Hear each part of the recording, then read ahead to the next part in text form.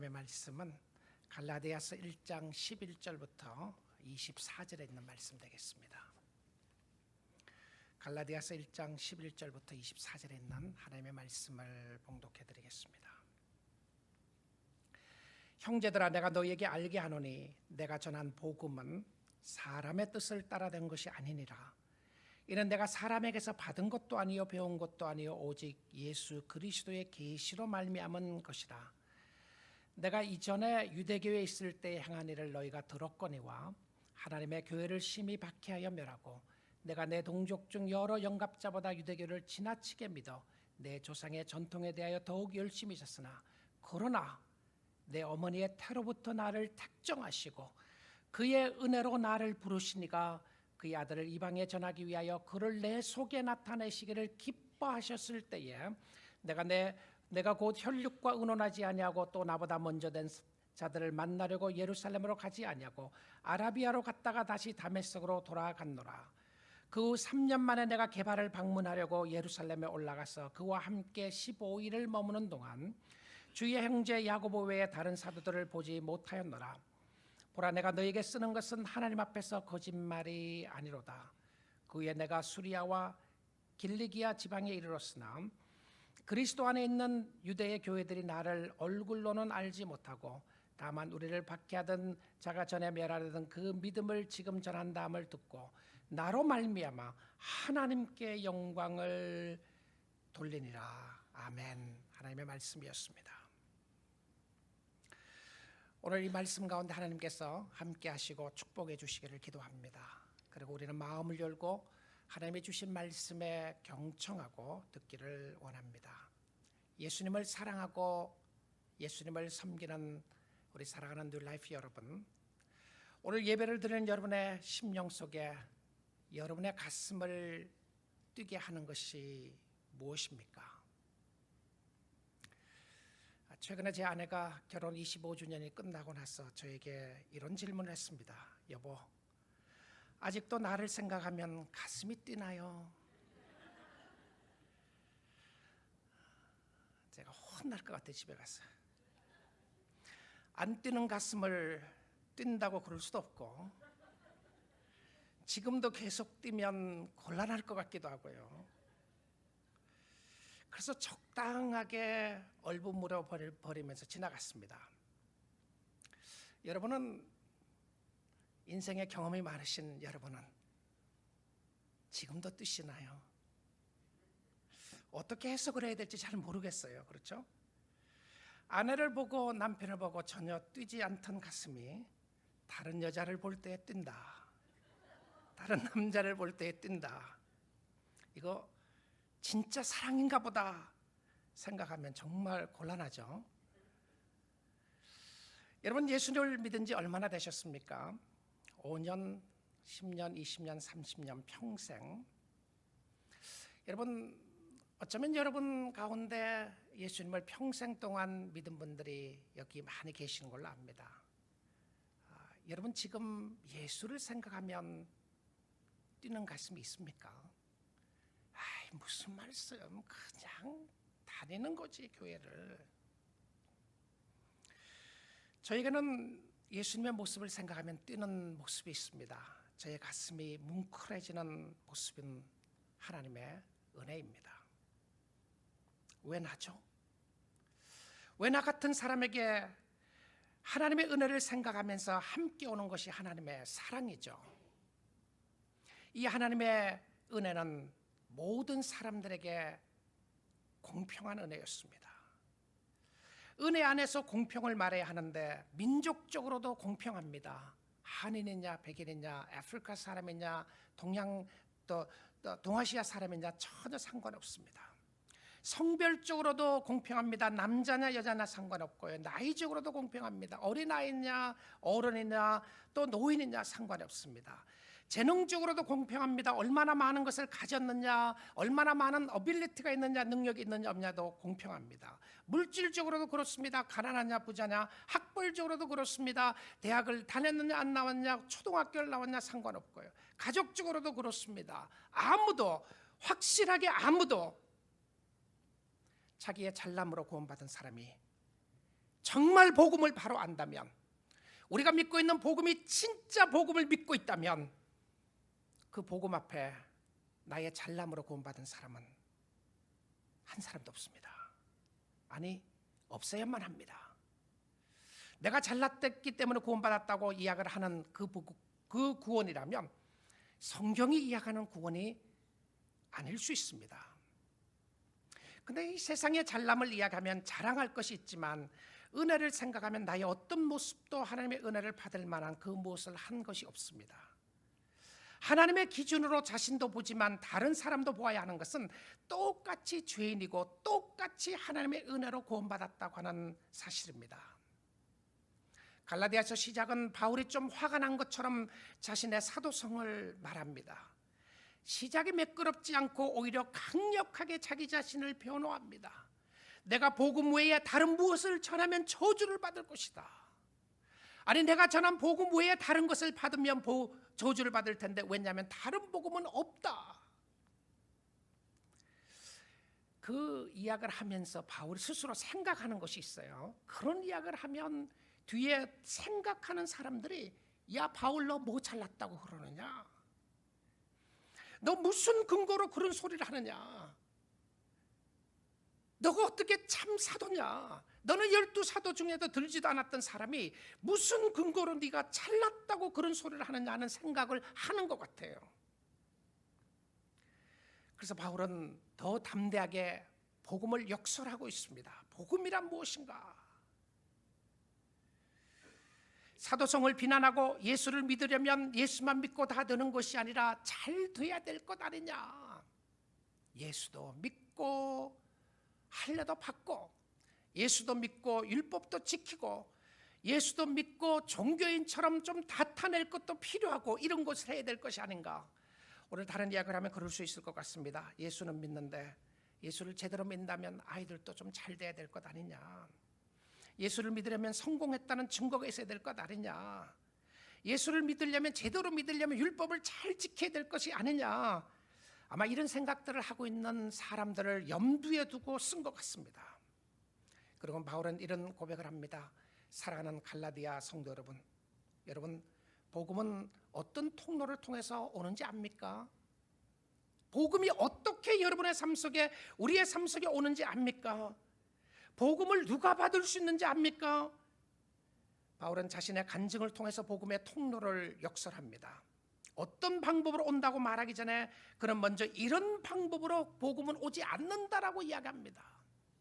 근데 혹시 여러분의 복음을 이야기하면서 이런 방법으로 복음이 올 것이라고 생각하고 있는 모습은 없으시나요? 복음은 그렇게 오지 않아요. 11절 말씀입니다. 형제들아, 내가 너희에게 알게 하노니 내가 전한 복음은 사람의 뜻을 따라 된 것이 아니니라. 사람의 뜻을 따라 된 것이 아니니라. 사람의 뜻을 따라 된 것이 아니라고 하는 것은 사람의 계획이 아니라는 것을 이야기합니다. 그래서 여러분, 복음을 이야기할 때는 늘 하나님 쪽에서 생각하셔야 됩니다. 저 사람은 참 좋은 사람인데 예수 안 믿어요. 저 사람은 나쁜 사람인데 예수를 믿어요. 누가 더 좋은 사람 같아요? 사실 이 질문한다는 게 조금 말이 안 되는 소리죠. 예수를 잘 믿으면 좋은 사람이 돼야 하는데, 그런데 어떤 죄성이 확 드러날 때 있단 말입니다. 근데 성경이 이야기하는 이 죄성의 문제에 있어서는 도덕적인 부분보다는 영적인 부분을 이야기를 합니다. 저 사람은 절대 예수를 안 믿을 것 같은데 예수 믿어요. 어떤 사람이 그러더라고요. 야, 너는 모든 사람들, 우리 가족들도 그렇고 우리 주위에 있는 사람들도 너는 아닐 줄 알았는데 네가 어떻게 예수를 믿었냐, 그런 이야기를 하더라는 거예요. 어떤 사람은 예수를 잘 믿는 것 같은데 나중에 보니까 아닌 거예요. 주님 떠나고 주님에 대해서 올바른 신앙 고백하지 못하는 사람들도 있습니다. 어떤 사람들은 끝까지 안 믿는 사람이 있어요. 야, 숨이 넘어가는데도 예수 믿으라고 고백을 했는데도 안 믿더라고요. 그리고 돌아가셨어요. 어떤 사람은 돌아가시기 전에 복음을 전했더니 정말 예수를 믿겠다고 고백하시고 돌아가신 분들이 계셨어요. 여러분 혹시 그 사람이 부러우시나요? 정말 부러우십니까? 예수 믿는 사람이 야 나도 마지막 죽기 1시간 전에 예수 믿습니다라고 고백하고 죽으면 좋겠다. 이 땅에서는 아무렇게나 살다가 마음대로 살다가 그렇게 죽었으면 소원이 없겠다. 그런 사람 있으시나요? 예수 믿는 사람들이 그런 사람이면 정말 여러분 예수 잘못 믿고 있을 수도 있습니다. 왜 그러죠? 지금 믿고 있는 예수가 너무 재미가 없는 것입니다. 내가 예수를 믿고 난 이후에 아무런 변화가 없고 재미가 없기 때문에 나는 세상의 재미가 더 좋은데 억지로 교회 갖고 있다가 아니면 교회를 안 다니다가 마지막 1시간 내가 죽기 전에 예수를 믿겠다고 이야기하는 사람이 부럽다면 내가 오늘 예수를 믿고 있는 나는 너무나도 한심한 사람들입니다. 그렇지 않으세요? 최근에 어떻게 예수님을 믿은 사람이 저에게 그런 이야기를 했어요. 목사님 정말 감사합니다. 우리 교회 감사하고요. 근데 저는 골프를 너무 좋아했어요. 그래서 주일날은 일요일이죠. 그분에게는 예수를 안 믿을 때니까 일요일날은 골프 치러 가는 것이 최고의 기쁨인 줄 알았습니다. 그런데 놀랍게도 내가 교회 가고 예수님을 만나고 난 이후부터 그렇게 좋아하던 골프를 치지 않고 교회 가고 있다는 사실이 기적 같습니다. 그래서 주일날 골프를 안 치세요? 그랬어요. 아이 치기는 치죠. 교회 갔다 오고 난 이후에 가죠. 너무 잘하셨습니다. 너무 잘하셨어요. 근데 본인의 삶 속에 변화 역사를 이야기를 하는 거예요. 근데 어떤 경우는 끝까지 기도하고 인내해야 되는 것은 우리가 하나님의 뜻을 모르기 때문에 그렇습니다. 바울은 고백을 하는 거예요. 이 성령의 역사, 복음의 역사는 사람의 뜻으로 오지 않는다.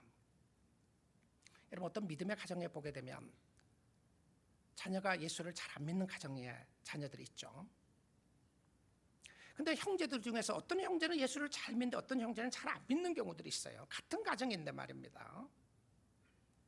근데 이것이 복음의 역사가 사람의 뜻으로 되는 것이 아니라 하나님의 역사라는 것을 보여주기 위한 모습 중에 하나라고 생각이 듭니다. 오늘 여러분의 심령 속에 예수를 고백하고 주님을 믿고 있는 여러분은 이 땅에서 가장 축복받은 하나님의 백성인 줄 믿습니다. 축복받은 자들입니다. 그 다음에 또 어떤 통로로 복음은 오지 않느냐면 12절 말씀입니다. 이는 내가 사람에게서 받은 것도 아니요 배운 것도 아니요. 자, 복음은 사람에게서 받은 것도 아니고 배운 것도 아니라고 이야기를 합니다. 바울은 전도자의 역할이 있습니다. 그런데 전도자가 복음을 주는 것이 아니라 하나님이 주셔야 되는 것입니다. 제가 여러분에게 복음을 주는 것이 아니고요, 교회가 여러분에게 복음을 주는 것이 아니라 복음은 하나님이 주셔야 믿을 수 있게 되는 줄 믿습니다. 어느 누구를 통해서 예수를 믿게 됐다고 할지라도 그 사람이 준 것이 아니라요, 우리는 그것도 자랑할 것이 없는 것은 우리가 그 사람이 준 게 아닌 거예요. 전도자도 전도자가 복음을 전했기 때문에 준 것이 아닙니다. 선생을 통해서 복음의 역사가 있지만 실질적으로 우리를 가르치는 선생은 성령의 역사인 줄 믿습니다. 성령께서 주셔야 되는 것이었습니다. 그런데 바울이 이런 통로로 복음이 오지 않고 올 수 없다고 하는 이유가 있습니다. 왜 이런 인간적인 방법으로 복음은 오지 않느냐 하면 13절 말씀입니다. 한번 보겠습니다. 내가 이전에 유대교회에 있을 때에 행한 일을 너희가 들었거니와 하나님의 교회를 심히 박해하여 멸하고. 바울의 간증이죠. 여러분 성경에 바울의 간증이 몇 번 나오는지 압니까? 바울의 간증이 여러 번 반복돼요. 사도행전을 보게 되면 누가가 먼저 자기가 보는 바울의 그 변화된 모습을 누가복음 9장에서 이야기를 합니다. 그리고는 바울이 자신이 직접 변화된 모습을 사도행전 22장에서도 이야기하고요, 26장에서도 이야기하면서 두 번이나 기록을 합니다. 근데 서신서에 있어서는 이 복음의 역사가 자신의 삶 속의 간증을 오늘 갈라디아서가 처음이자 마지막입니다. 다른 서신서를 기록할 때는 그 모습이 없어요. 근데 오늘 갈라디아서에 나오는 이 모습을 보게 되면 자기의 삶 속에 어떤 변화의 역사가 있고, 변화의 역사가 있고 난 이후에 어떻게 살았는지에 대한 첫 3년에 대한 이야기를 갈라디아서 1장에서 기록을 해주고 있습니다. 근데 확실한 모습이 무엇이었냐면, 나는 복음을 받을 아무런 자격이 없는 사람이었다는 것을 말하고 싶은 것이었습니다. 나는 하나님의 교회를 핍박했고 하나님을 싫어했고 자기는 하나님을 좋아해서 하는 행동이라고 생각했었어요. 그런데 자기의 삶을 나중에 예수를 믿고 나서 보니까 하나님의 교회를 핍박하고 하나님도 싫어했다고 이야기를 합니다. 그의 마음속에 있었던 것은 미움이었고요, 그 미움의 역사로 말미암아 그 미움의 역사는 종교적인 미움의 역사였습니다. 열심에 기초로 했어요. 그런 종교적인 열심으로 율법을 잘 지켰던 사람이었습니다. 사실 우리가 육신적인 모습으로 생각을 하면 바울은 로마 시민권을 가지고 있었던 사람이었습니다. 그 당시에 굉장히 잘 나가던 사람이었고요, 가마리엘이라고 하는 사람 밑에서 배웠던 유식한 사람이었고, 율법의 정통파였고 율법을 꿰뚫고 있었던 사람이었고, 바리새인이었고요, 율법에 대한 열정을 가지고 있었던 사람이었습니다. 정말 엘리트 출신의 유대교를 믿었던 사람이었습니다. 그러나 그는 자신의 삶을 고백을 합니다. 그 모든 것들이 자기의 삶의 교만으로 찾아오게 됐다. 예수를 믿기 전에는 교만이었는데 종교적인 교만이었고, 나중에 예수를 믿고 나서 알게 되니까 그 모든 것들이 예수를 알미에 있어서 찌꺼기와 같은 것이었더라고 바울은 고백을 하게 됩니다. 사람의 뜻으로 올 수 없었던 것은 그는 하나님 앞에 구원받을 수 있는 그 어떤 능력도 자격도 없었다는 것을 고백합니다. 팀 켈러 목사님이 갈라디아서 주석을 쓰면서 바울의 신앙 고백 속에 이 한 문장을 쓰고 있었습니다. His testimony, 그러니까 바울이 이야기하는 거죠. His testimony is a powerful witness to the beating heart of Christianity. 그리스도인들의 심장을 뛰게 하는 놀라운 능력의 간증이다. 그게 뭐죠? The gospel of grace. 성도들의 심장을 뛰게 하는 것은 은혜의 복음이다라고 이야기를 합니다. 바울이 그렇게 열정적으로 전할 수밖에 없고 그의 마음을 다하여 혼신을 다해서 이 복음을 전했던 그 이유가 어디 있었는가? 복음이라는 것을 깨닫고 난 이후에 왔던 능력의 역사였습니다. 그런데 이 성경이 이야기하는 복음은 하나밖에 없으며 이 복음은 반드시 이런 통로를 통해서 오게 된다는 것을 이야기합니다. 우리의 믿음도 점검해보고 우리가 하나님의 은혜에 대한 감사의 역사가 오늘 아침 시간에 있기를 원합니다. 복음은 어떻게 오게 되는지 압니까? 하나님의 예수 그리스도의 계시로 통하여 옵니다. 12절입니다. 같이 읽겠습니다. 한번 읽어봅니다. 이는 내가 사람에게서 받은 것도 아니요 배운 것도 아니요 오직 예수 그리스도의 계시로 말미암은 것이다. 그리스도의 계시입니다. 그리스도에 속해 있는 계시죠. 이 계시라고 하는 말은 숨겨졌던 것이 나타난 것을 이야기합니다. Revelation이에요. Revelation. Revelation은 그동안 감추어져 있었던 것이었는데 이제 드러난 거예요. 그런데 이 복음은 예수 그리스도로 말미암아 오는 것인데, 왜냐하면 복음 자체, 곧 계시 자체가 예수이기 때문에 그렇습니다. 복음이 그리스도인데 그가 열배를 토하면서 이 복음 외에는 없다고 하는 이유가 무엇인가요?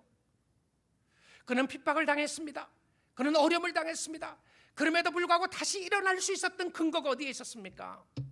성도들의 삶 속에 오늘도 신앙을 다시 한번 붙잡고 예수를 붙잡고 나아갈 수 있는 그 근거가 어디에 있었습니까?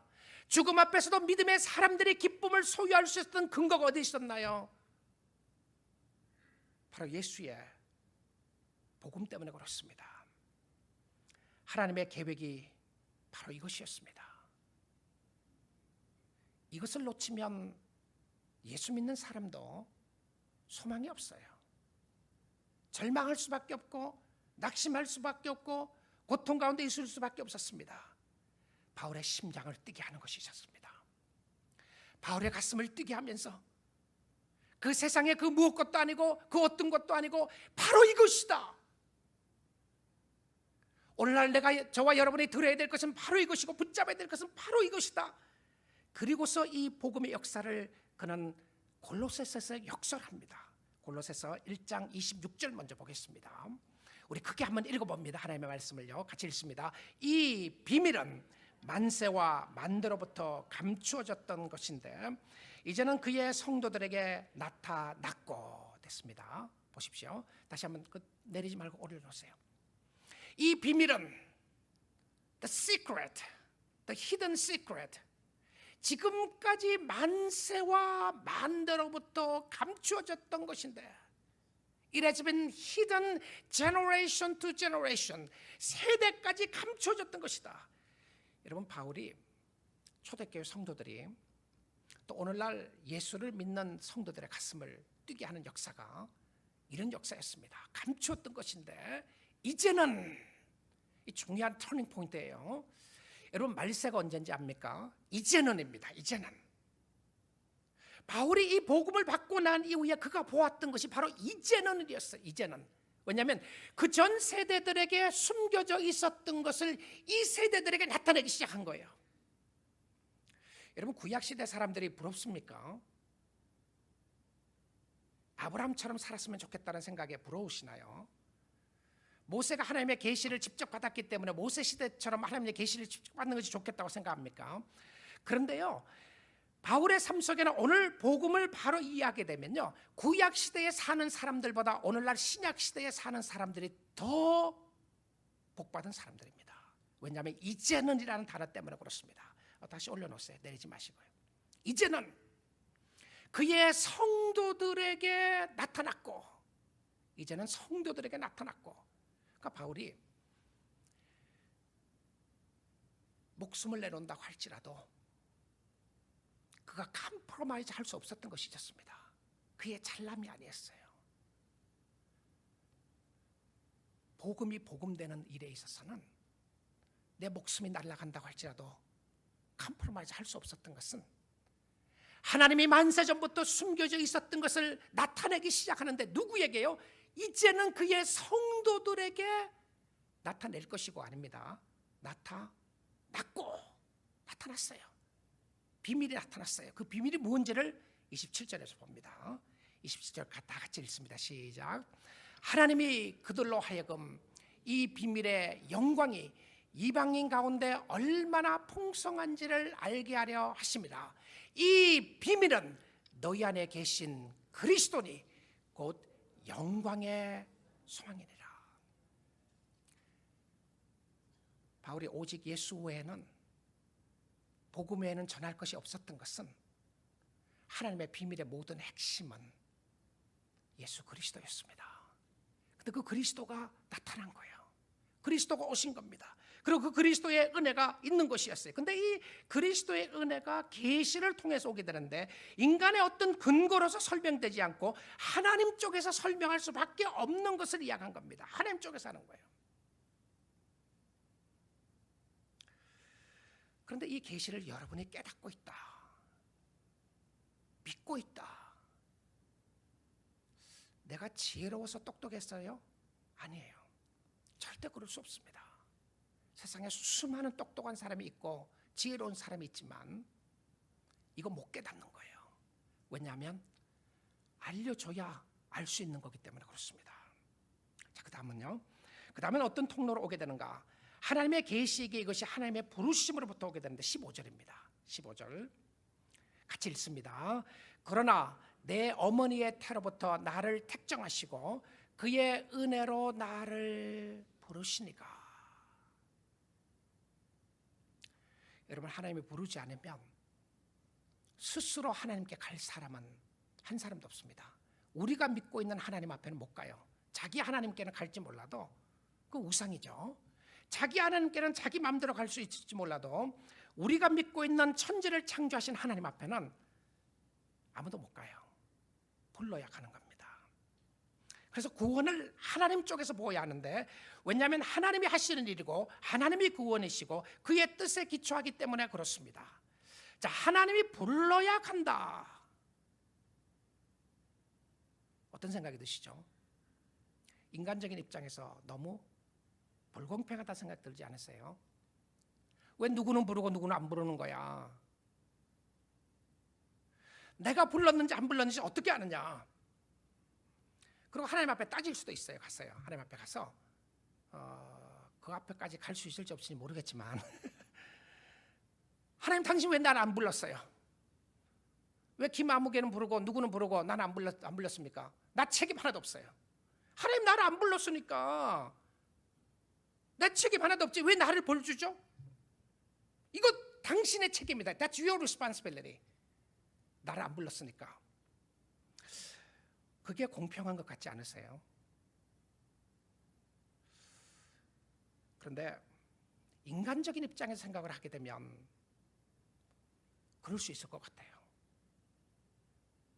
근데 하나님의 공평성은 늘 부름받은 사람이 아무 자격이 없다는 것을 이야기하고 싶은 겁니다.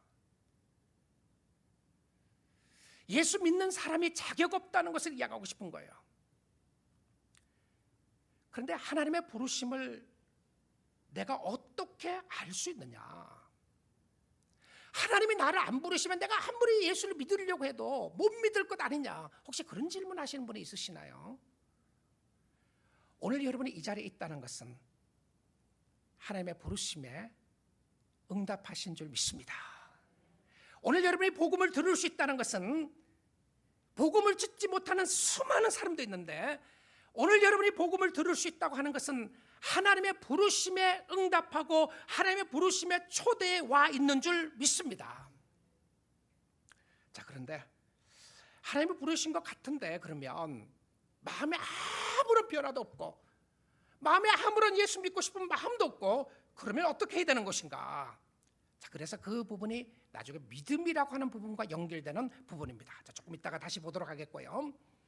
자, 근데 하나님이 부르지 않으면 못 가는데 인간적인 차원에서 구원을 설명하는 것이 아니고 하나님 쪽에서 이야기하면 called out 됐다. 이 성도라고 하는 말도 그런 표현이죠. 교회라는 것도 그러고요. 부르심을 받았다. 거룩한 백성으로 구별됐다고 하는 표현입니다. 그러니까 하나님의 의도에서 교회는 부르심 받은 사람들이 오는 곳입니다. 부르심 받은 사람들이요. 근데 이 부르심을 받은 사람이 누구냐면 전부 다 죄인들만 불렀어요. 지난주 어떤 친구가, 저 목회자 친구가 그러더라고요. 자기 교회 교인 중에 한 사람이 정말 억울한 누명을 쓰고, 물론 뭐 억울한 누명이긴 하지만 어떤 사고로 감옥에 갔대요. 감옥에 가서 이제 그 몇 년 후에 예수를 믿게 된 거예요. 아직도 감옥에 있다 그러는데 예수를 믿게 됐는데 목사님 와서 세례를 주면 좋겠다고 해서 갔다는 거예요. 세례를 주러 이제 가서 이분이 하는 이야기가 예수를 믿고 난 이후에 이제 감옥에 있지만 예수 믿고 난 이후에 이야기하면서 그 목사님도 그랬다고 그래요. 목사님, 여기에요, 죄 지어서 온 사람은 한 사람도 없는 것 아세요? 전부 다 자기는 잘못한 것이 없다고 하는 사람들은 다 여기 와 있습니다. 그러더라는 거죠. 근데 교회는 누가 와 있는 곳인가? 다 죄인이라고 하는 사람들이 와 있는 곳이 교회입니다. 근데 이 죄인에게 어느 날 하나님이 찾아오신 거죠.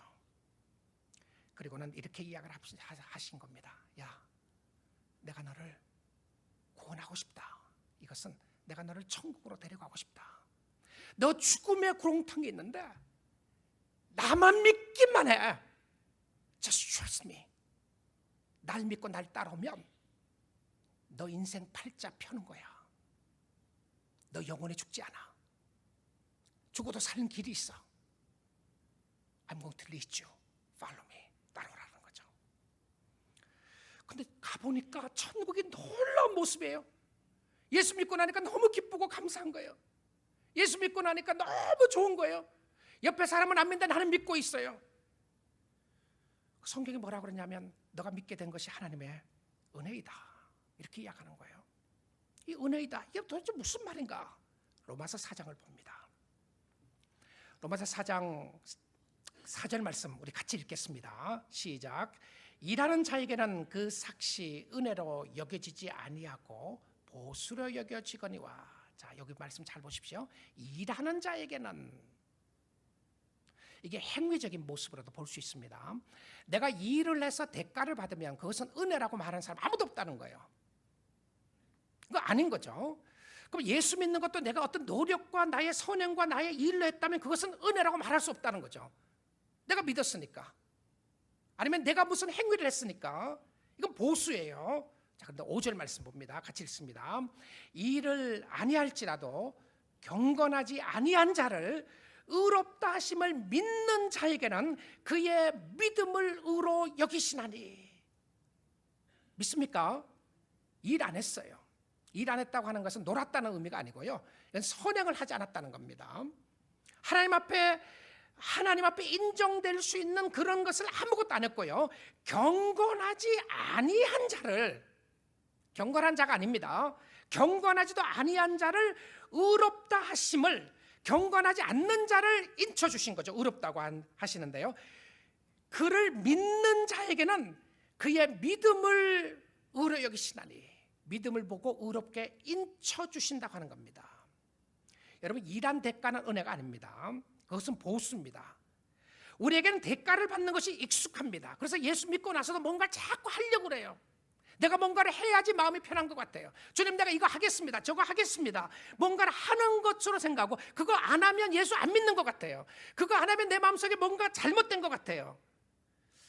여러분, 예수 믿고 나서 이후에 우리의 마음속에 하나님의 인정받기 위해서 하는 것이 아니고요, 예수 믿고 나서 난 이후의 섬김은 하나님의 은혜의 감사의 섬김인 줄 믿습니다.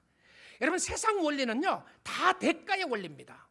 그래서 이 은혜라고 하는, 성경이 이야기하는 은혜라고 하는 것은 세상에 없는 단어입니다. 이 단어 없어요, 세상에는요. 하나님의 나라 원리는 세상의 원리와 다른데, 하나님의 나라 원리는 은혜의 원리인데 잘나서가 아니라 감사해서입니다. 이미 받았기 때문인 거죠. 직분과 은사에 있어서 다른 부분이 있지만, 그러나 그것조차도 하나님의 은혜의 원리에 기초하고 있는 것을 보게 됩니다. 은혜의 원리 속에서 하나님의 부르심을 이야기하면 많은 사람들이 이렇게 이야기를 합니다. 그럼 나는 하나님이 부르시면 알아서 부르시지, 내가 하나님이 부르지 않는 사람을 열심히 전도해도 소용이 없지 않느냐. 여러분, 그것은요 우리가 아무도 하나님의 부르심을 모릅니다. 알 수가 없어요. 나 자신은 알죠. 교회 온 사람들은 압니다. 여러분, 하나님의 부르심 가운데 왔다고는 알지만 그 사람이 마지막까지 믿게 될지 안 믿게 될지 우리는 알 수 없어요. 그러나 여러분, 오늘 이 자리에 와 계신 여러분, 오늘 복음의 말씀을 듣고 계신 여러분 믿음으로 반응하게 되면 하나님의 은혜가, 역사가 있게 되는 줄 믿습니다. 자, 오늘 말씀을 듣는데, 여러분 교회를 수십 년 다니는데, 오랫동안 다니는데 왜 감동이 없냐고요? 왜 여러분의 가슴은 복음의 역사로 뛰지 않느냐고요? 왜 교회를 출석을 하는데도 이렇게 지겹고 재미가 없느냐고요? 왜 그런지 아십니까? 왜 그런지 아세요? 제가 가르쳐 드리겠습니다. 왜 그런지요? 왜 그러냐면 믿음으로 반응하지 않기 때문에 그렇습니다. 믿음으로 반응하지 않는 거죠. 여러분, 오늘 이 말씀도 듣고 믿음으로 한번 반응해 보세요. 하나님, 내 생각이 틀렸습니다. 하나님, 내 방법이 틀렸습니다. 하나님, 나는 내 노력으로, 내 힘으로 살려고 그랬습니다. 하나님, 나는 이렇게 살면 하나님이 기뻐할 줄 알았습니다. 내가 이렇게 살았기 때문에 하나님이 나에게 축복을 줄 걸로 생각했었습니다. 하나님, 아니었군요. 하나님, 내가 주님을 의지합니다. 주님을 신뢰합니다. I want to jump on you. 내가 주님 앞에 뛰어 안기고 싶습니다. 주님 앞에 나가기를 원합니다. 믿음으로 한번 반응해 보십시오. 그러면 오늘 이 시간에 믿음의 반응의 역사로 하나님의 능력의 역사를 체험하게 될 줄 믿습니다. 여러분, 믿음의 사람들은요, 어렵고 힘들고 절망적인 순간 속에서도 주님을 바라봤습니다. 주님을 바라봤어요. 지난 금요일 시간에, 제가 요즘 금요일 시간에 찬송가를 작사한 사람들의 간증을 설명을 하고 찬양을 하게 되는데요, 지난 금요일 날 시간에 제가 소개했던 찬송가가 하나가 있었습니다. 믿음에 관한 찬양이었는데요, 542장 찬양입니다. 구주 예수 의지함이 심히 기쁜 일이세요. 이 찬송가를 쓴 사람이 스테드라고 하는 사람이요, 주님을 의지하는 것은 너무너무 기쁜 것이다. 그 영어를 이렇게 돼 있어요. is so sweet to trust in Jesus. 이 tis라고 하는 것이 it is라는 표현인데요. It is so sweet to trust in Jesus. Just to take him at his word. Just to rest upon his promise. Just to know, thus says the Lord. Jesus, Jesus, how I trust him, how I proved him over and over. Jesus, Jesus, precious Jesus, for grace to trust him more. 하나님의 은혜는 점점 더 주님을 의지하게 하고 그 주님 앞에 나아가는 것이 너무너무 즐겁고 주님을 신뢰한다는 것이 기쁨이다, 이런 이야기를 했어요. 이 찬양인데요, 이 찬송가를 쓴 사람이 루이사 스테드라고 하는 여인입니다. 이분은 영국에서 태어나서 1850년에 영국에 태어나서 19살 때 미국으로 오게 됩니다. 그리고 나서는 수련회를 통해서 하나님을 만나게 돼, 인격적인 하나님을 만나게 되고, 그리고 나서는 그가 내가 내 인생을 주님 앞에 드려서 하나님 앞에 헌신하고 선교사가 되겠습니다라고 헌신합니다. 그리고는 결혼을 합니다. 결혼하고 4살 된 딸 릴리와 함께 어느 날 뉴욕에 피크닉을 가게 됩니다. 피크닉 가서 가족 3사람은 즐겁고 정말 귀한 시간을 가지면서 점심을 먹고 있었습니다. 점심을 먹고 있는데 갑자기 바닷가에서 비명소리가 들리기 시작했어요. Help! Help! 도와달라고 하는 소리를 듣고 보니까 한 보이가, 한 남자아이가 허우적거리고 물에 빠져가고 있는 것을 보게 됩니다. 그 광경을 보면서 미스터 스테드는 뛰어갑니다. 아이를 구하기 위해서 뛰어갔는데 물에 빠진 사람들의 모습이 늘 그런 것처럼 아이는 이 스테드를 잡아 끌어당기기 시작합니다. 결과적으로 둘 다 물에 빠지게 되고 구하지 못하고 구원받지 못하고 익사하게 됩니다. 이 모습을 루이사와 딸은 아빠가 죽는 모습을, 와이프는 남편이 죽는 모습을 바라보게 됩니다. 그 이후 루이사의 마음속에는 Why Lord? Why me? Why Lord? 티끌하게 하는 질문이었어요. 깊은 절망에 빠지고 수렁에 빠지게 됩니다. 왜 나입니까? 왜 나입니까? 그러던 어느 날 루이사의 마음속에 하나님의 말씀이 그의 심령을 두드렸습니다. 그리고 그 말씀에 반응하게 됩니다. 그리고 쓴 찬송이 542장 구주 예수 의지함이 심히 기쁜 일일세. 이 4절 말씀에 보게 되면 영어로는 이렇게 돼 있어요. 한국말로는 구주 예수 의지하여 구원함을 얻었네 돼 있는데요. I'm so glad I learned to trust thee. 그러니까 이 신뢰하는 것을 그의 어떤 하나님께 배운 것으로 이야기했어요. I'm so glad I learned to trust you. Precious Jesus, Savior and Friend. 번역할 수 없는, 한국말로 번역할 수 없는 부분이었어요. And I know that thou art with me. 하나님, 주님이 나와 함께하는 걸 내가 알고 있습니다. 믿고 있습니다. 그뿐만이 아니고 will be with me to the end. 끝까지 나와 동행할 것을 알고 있습니다. 이 찬송가를 쓰고 루이사는 남아프리카 공항으로 선교를 가게 되고 거기서 목사님을 만나 재혼하게 된 이후에 사역을 잘 감당했던 이야기가 있는 찬양이었습니다. 이 여인이 보았던 주를 신뢰함은 기쁨이었고 환희였고 즐거움이었습니다. 주님을 의지한다는 것이 기쁨이었고 감사였고 찬양이었다는 것을 그는 알게 되었습니다. 하나님이 우리를 부르셨기에 갈 수밖에 없고 부르셨던 그 은혜에 감사하여 주님 앞에 갈 수밖에 없는 모습을 설명을 하고 있습니다. 여러분, 은혜는 반드시 이것을 보게 합니다. 내가 은혜로 구원받았는지 안 받았는지를 내가 어떻게 알 수 있는가? 어떻게 알 수 있는지 아세요? 은혜는 반드시 나의 죄성을 보게 합니다. 나의 죄를 보게 해요. 이 은혜의 역사가 있게 되면 죄를 보게 하는데요, 그 죄를 보게 하면서 하나님, 나 같은 죄인 살려주신 하나님 너무 감사합니다. 여러분 한번 보십시오. 장로님, 그죠? 그럴 수 있습니까? 목사님, 그럴 수 있나요? 목사님 이것도 잘못하고 저것도 잘못하고, 장로님 이것도 잘못하고, 권사님 이것도 잘못하고, 권사님 무슨 권사라고 그래요? 집사님 무슨 집사라고 그래요? 그런 이야기를 들으면 무슨 생각이 제일 먼저 들죠? 싸우고 싶은 거죠. 그렇죠? 너는 그러면 너는 잘났어. 여러분 그 너는이라고 반응하고 싶은 마음이 죄성인 거죠. 그렇죠? 죄성이에요. 그런데 이 비난받는 모습도 그렇지만 비난하는 모습 속에도 우리가 다 죄성의 모습을 보게 되는 겁니다. 근데 이 은혜가 임하게 되면 죄를 바라보면서 하나님 앞에 무릎 꿇게 되더라고요. 그렇지. 나는 자격 없는 목사야.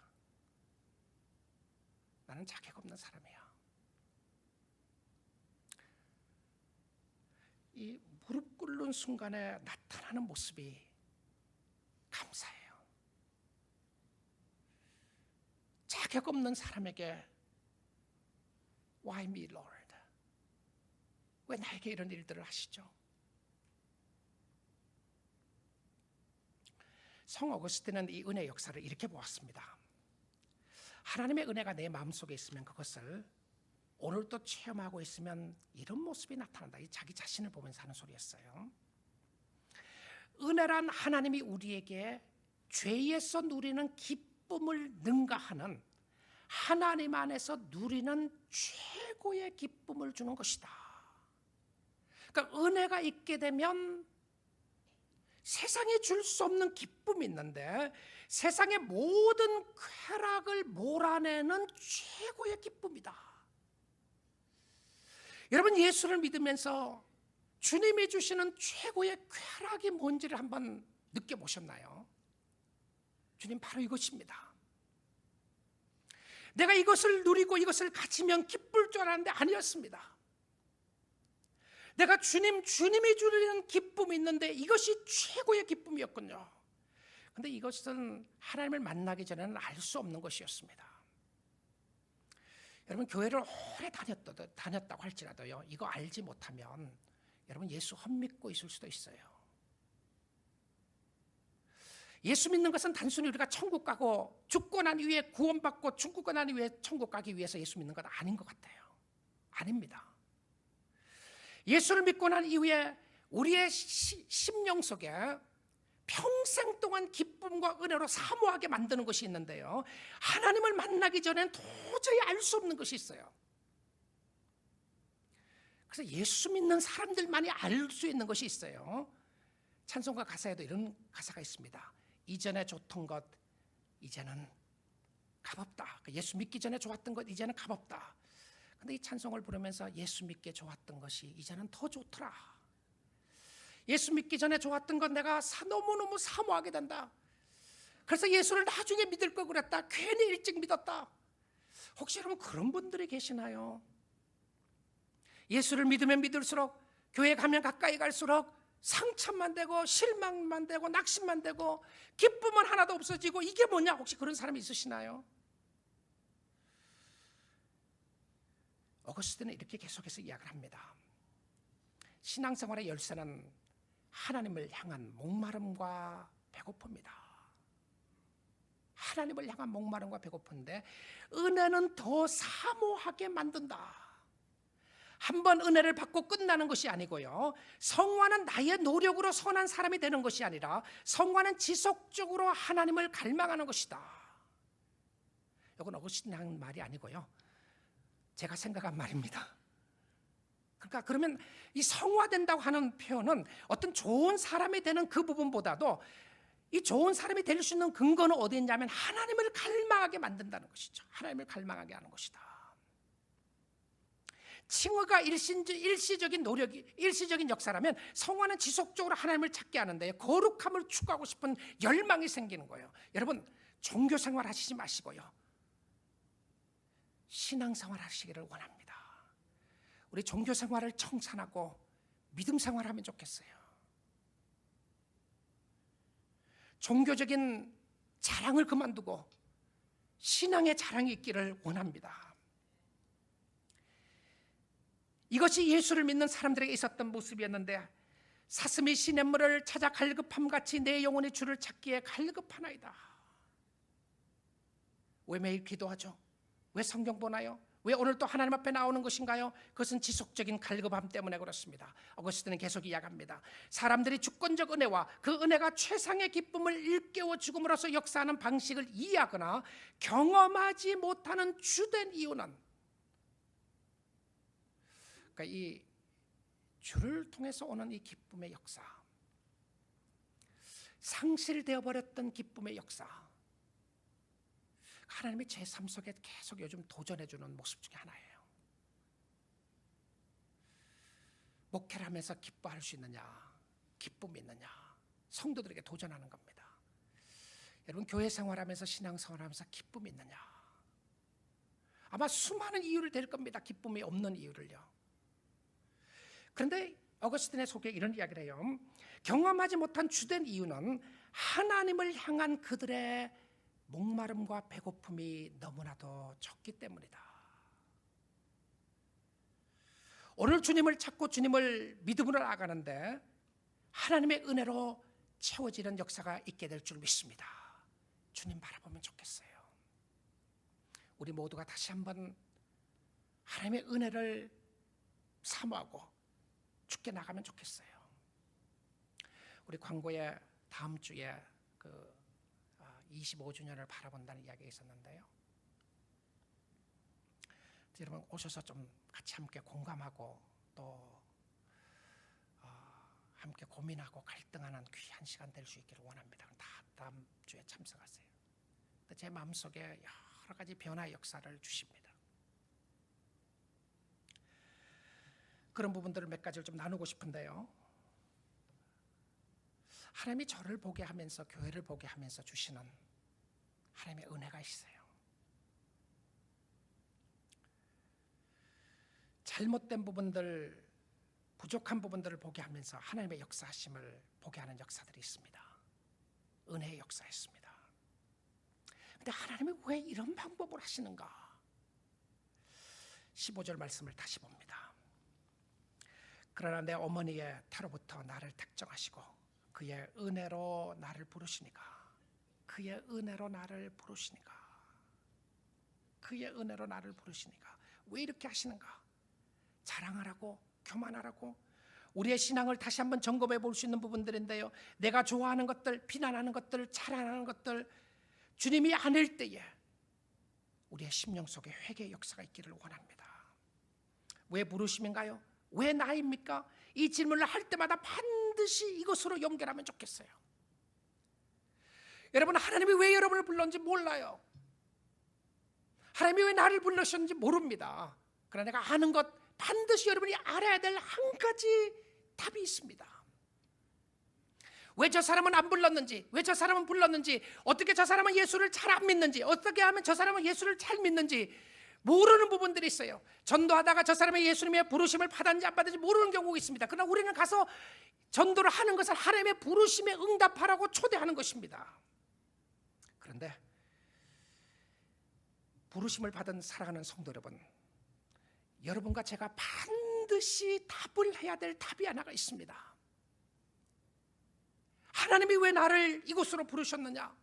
하나님이 왜 나를 하나님의 자녀를 삼아주시고 부르심을 받았는가? 이 질문 속에 반드시 답을 해야 될 부분이 있는데요. 그 답이 뭔지 압니까? 24절입니다.